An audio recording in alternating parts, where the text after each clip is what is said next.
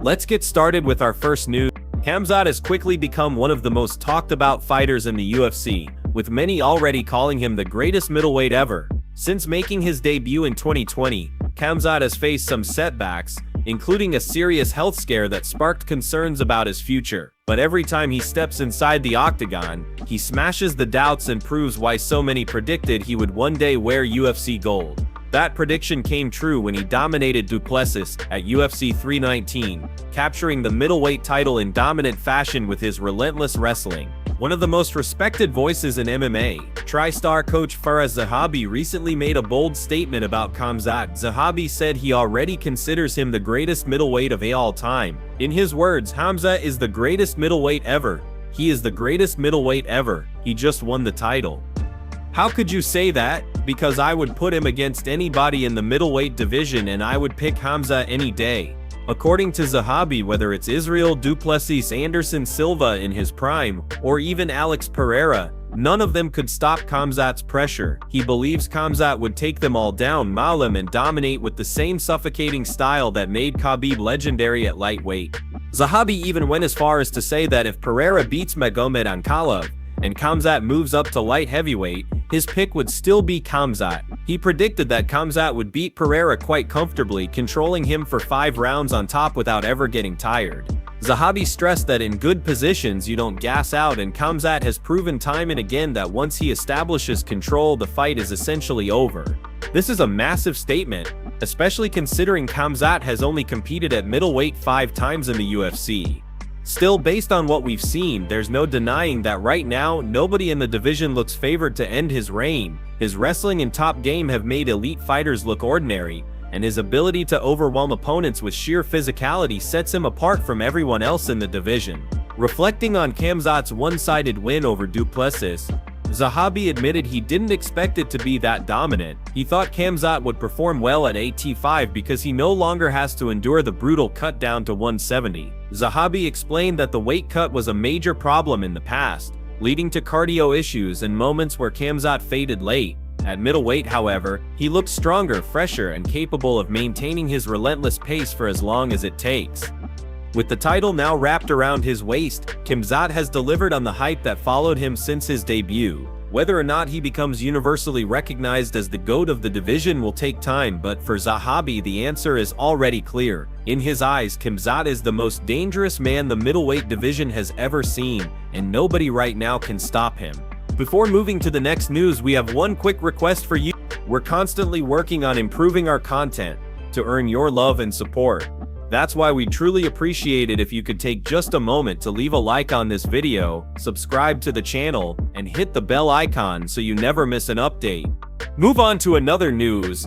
The MMA community is absolutely furious after 5 days have passed since the shocking incident involving Raja Jackson, and still no arrest has been made. The altercation took place on August 23rd, and despite clear video evidence circulating from Raja's own live stream, along with multiple wrestlers publicly addressing the situation, the LAPD has yet to take action. Officials have stated that an investigation is underway for felony battery, but fans, fighters, and analysts are outraged that Raja is still walking free. On social media, the backlash has been relentless. One post directly targeted the LAPD police chief, demanding accountability. "If you do not arrest Raja Jackson, I'm going to hire a lawyer to look into your department very closely." Others echoed the same anger, questioning if the LAPD is dragging their feet because of Raja's background. Is Raja behind bars yet? Or are they delaying because he's a person of color who's been through a lot, wrote one fan, while another tagged LA's Mayor Karen Bass demanding justice, saying the evidence is out there and it's the police department's job to act. Many in the community say they can't stomach watching the video again. Rewatching Raja's actions still leaves people sickened, and they are stunned that charges have not yet been filed. Fans are also speculating about possible legal settlements behind the scenes. One comment stated, "I want to see how much Rampage Jackson settled paid Psycho Stu, because there's no way Raja is walking around like everything's normal." The anger continued with posts pointing out that Raja literally told his live stream chat before the incident that he was going to beat his opponent up for real. For many, this shows clear intent, making it impossible to dismiss as a heat-of-the-moment fight. Fans are calling for serious consequences, with some even demanding a decade-long sentence. He needs genuine jail time, like 10 years minimum, one outraged supporter said. Others highlighted how shocking it is that despite Raja nearly beating a man to death inside the ring, he has not even been booked. The comments have pointed to his wealthy background, with one frustrated fan writing, "Raja is the son of a millionaire and almost beat a man to death in the wrestling ring. So much for socioeconomic factors. This animal hasn't even been arrested." The MMA community is not only speaking out online but also taking action. A petition has already been started to push for Raja's arrest, and as of this morning it has gained over 3,800 signatures, showing just how widespread the outrage has become. Supporters are waiting for the day they see the headlines they want. Raja Jackson arrested. Until then, the anger continues to grow and the pressure on the LAPD is only getting stronger. Right now, the frustration is at an all-time high. Fans, fighters, and analysts all agree that the evidence is overwhelming. They believe there is no excuse for this delay, and every hour Raja remains free only fuels the narrative that justice is being ignored. For the MMA world, this has become more than just an incident. It has become a test of accountability. Move on to another news. Islam Makhachev vs JDM has been confirmed for this year, and the MMA world is buzzing with excitement. Earlier today, Islam's manager Ali Abdulaziz appeared on Submission Radio, where he dropped the news that fans have been waiting for. According to Ali, the fight is done and it will take place before the year ends. While the UFC hasn't made the official announcement yet, Ali made it clear that everything is set behind the scenes. He even added a bold statement, saying that by the end of the year Australia will have no champions left, a clear shot at JDM and the rest of the country's top fighters. Ali explained that he always respects the promotion, which is why he didn't want to step on the UFC's toes by giving away too much. However, his confidence in this fight being locked in was undeniable. For him, it isn't a matter of if, but a matter of when the UFC decides to make it public. He made it clear that Islam vs JDM is going to happen this year, and it will shake up both the lightweight and welterweight divisions. This matchup has been talked about for months, and fans have been eager to see whether Islam can move up and test himself against one of the most dangerous strikers in the UFC today. JDM has been on a tear, knocking out contenders and proving himself as one of the most promising welterweights on the roster. His crisp boxing, his pressure, and his ability to finish fights make him a real threat to anyone standing across the octagon. But going against Islam, he faces the toughest stylistic challenge of his career. Islam has built his legacy on suffocating wrestling, world-class control, and an ability to dictate every single aspect of a fight. His dominance at lightweight has been compared to Khabib's run, and now with 3 consecutive title defenses, he's hungry to add another belt to his legacy. For Islam, moving up to face JDM isn't just about proving his skills at welterweight, it's about chasing history. Becoming a 2-division champion would put him in the company of some of the sport's biggest legends, and Ali made it clear that this is only the beginning of Islam's pursuit of greatness. The matchup itself is fascinating. On one side you have JDM, a knockout artist with the kind of power and precision that can end a fight in seconds. On the other you have Islam, a master of control who has neutralized every dangerous striker he has faced so far. Fans are already debating whether Islam's wrestling will overwhelm JDM, or if JDM's striking will create the upset moment that Australia has been dreaming of. Ali's comments suggest he has no doubt where this fight is heading, confidently saying Australia won't hold a title by the end of the year.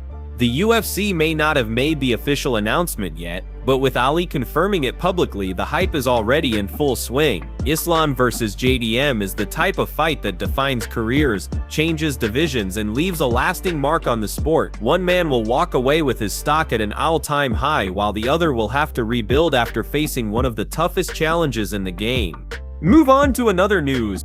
Renato Moicano has made it very clear that he believes Ilia would absolutely dominate Arman if the two ever meet inside the octagon. While nothing has been finalized regarding Ilia's first lightweight title defense, the Brazilian veteran didn't hold back in sharing his thoughts during a recent Portuguese-speaking interview. According to Moicano, Arman is not nearly as good as many people make him out to be, and when matched up against Ilia he would be completely outclassed. Earlier this week, rumors circulated that Ilia vs Gaethje was set for UFC 322. That news turned out to be false, and outlets quickly corrected the story. With Ilia's first defense still unconfirmed, speculation continues about who the UFC will match him with. Names like Arman have been heavily discussed, and that's where Moicano stepped in with his bold prediction. He stated, "I don't think Arman is as good as people think. I think Ilia would screw him. I have nothing against Arman, but Arman isn't a guy I'd pick against Ilia. I believe Ilia has too many tools." Ilia has built his reputation on being one of the most dangerous and complete fighters in the game today. His undefeated run and his ability to finish fights in spectacular fashion have made him a fan favorite, and his dominant title win only added to that aura. Moicano pointed to Ilia's skill set, saying his striking, his power, and his confidence set him apart. He argued that Ilia has the kind of relentless approach that would overwhelm someone like Arman, who has shown vulnerabilities against elite strikers. Arman, of course, is widely respected for his wrestling and his ability to grind opponents down with pressure. He's been considered one of the brightest young contenders in the lightweight division, but Moicano's comments highlighted a belief that when faced with a fighter as sharp, explosive, and aggressive as Ilia, Arman's style would not hold up.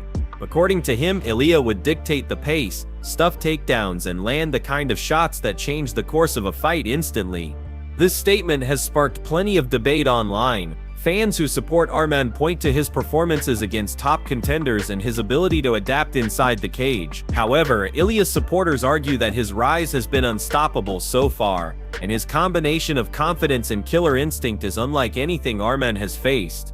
Moicano reinforced this idea by saying, "Ilia is different. He brings energy and pressure that breaks people. Arman is good, but Ilia is on another level." What makes this potential matchup so intriguing is the clash of styles.